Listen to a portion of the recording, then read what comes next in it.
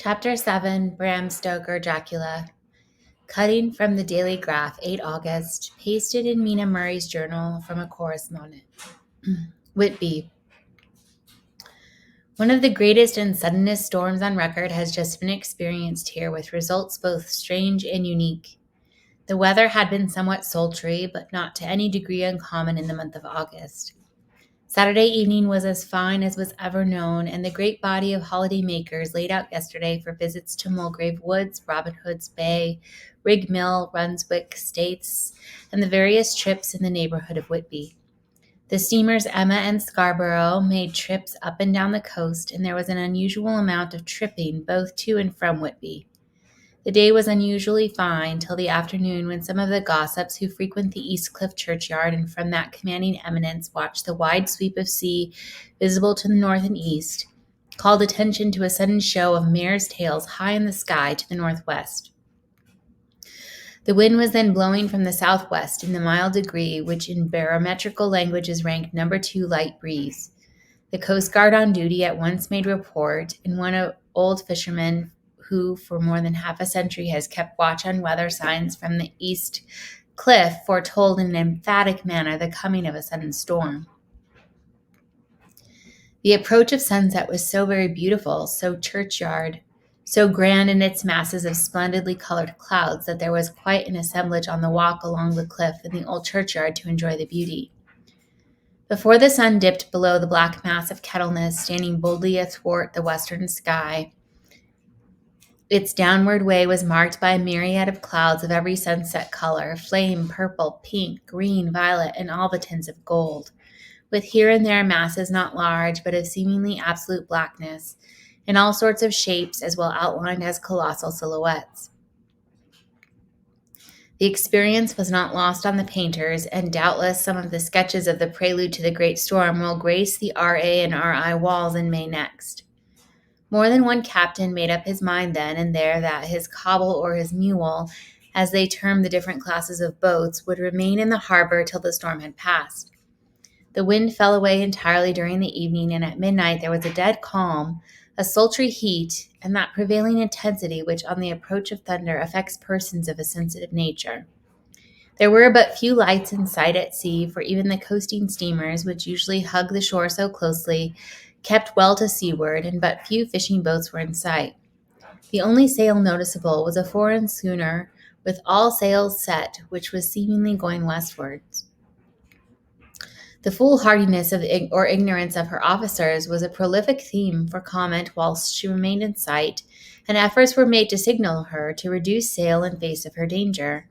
But before the night shut down, she was seen with sails idly flapping as she gently rolled on the undulating swell of the sea, as idle as a painted ship upon a painted ocean. Shortly before 10 o'clock, the stillness of the air grew quite oppressive, and the silence was so marked that the bleating of a sheep inland or the barking of a dog in the town was distinctly heard, and the band on the pier with its lively French air was like a discord in the great harmony of nature's silence. A little after midnight came a strange sound from over the sea, and high overhead the air began to carry a strange, faint, hollow booming. Then, without warning, the tempest broke, with a rapidity which at the time seemed incredible, and even afterwards is impossible to realize. The whole aspect of nature at once became convulsed. The waves rose in growing fury, each overtopping its fellow, till in a very few minutes the lately glassy sea was like a roaring and devouring monster.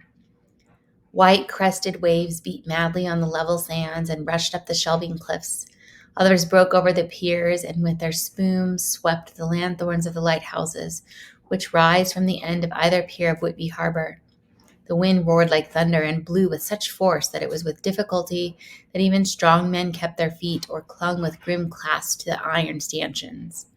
It was found necessary to clear the entire piers from the mass of onlookers, or else the fatalities of the night would have been increased manifold. To add to the difficulties and dangers of the time, masses of sea fog came drifting inland, white, wet clouds which swept by in ghostly fashion, so dank and damp and cold that it needed but little effort of imagination to think that the spirits of those lost at sea were touching their living brethren with the clammy hands of death. and many a one shuddered as the wreaths of sea mist swept by. At times the mist cleared, and the sea for some distance could be seen in the glare of the lightning, which now came thick and fast, followed by such sudden peals of thunder that the whole sky overhead seemed trembling under the shock of the footsteps of the storm. Some of the scenes thus revealed were of immeasurable grandeur and of absorbing interest. The sea, running mountains high, threw skywards with each wave mighty masses of white foam, which the tempest seemed to snatch at and whirl away into space. Here and there a fishing boat with a rag of sail running madly for shelter before the blast. Now and again the white wings of a storm-tossed seabird. On the summit of the east cliff the new searchlight was ready for experiment, but had not yet been tried. The officers in charge of it got it into working order, and in the pauses of the inrushing mist swept with it the surface of the sea. Once or twice its service was most effective, as when a fishing boat with gunwale under water rushed into the harbor, able by the guidance of the sheltering light to avoid the danger of dashing against the piers.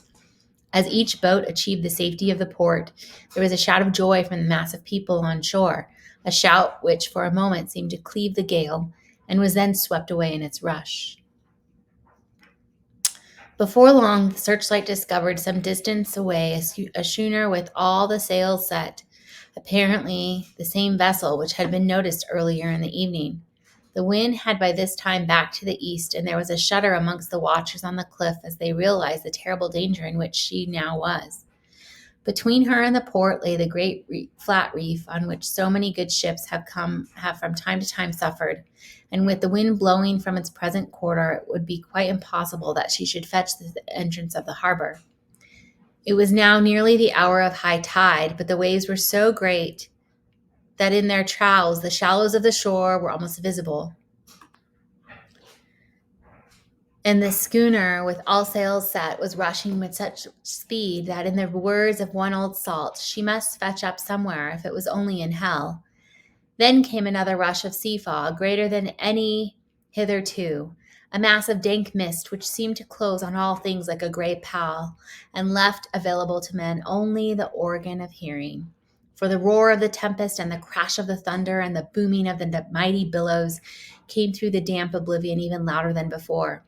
The rays of searchlight were kept fixed on the harbor mouth across the east pier where the shock was expected, and men waited breathless. The wind suddenly shifted to the northeast, and the remnant of the sea fog melted in the blast, and then mirabile dictu between the piers, leaping from wave to wave as it rushed at headlong speed, swept the strange schooner before the blast, with all sails set, and gained the safety of the harbor. The searchlight followed her, and a shudder ran through all who saw her, for lashed to the helm was a corpse with drooping head which swung horribly to and fro at each motion of the ship. No other form could be seen on deck at all.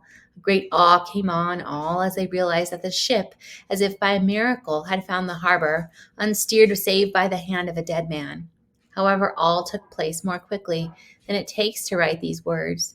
The schooner paused not, but rushing across the harbor, pitched herself on that accumulation of sand and gravel, washed by many tides and many storms, into the southeast corner of the pier, jutting under the east cliff, known locally as Tate Hill Pier.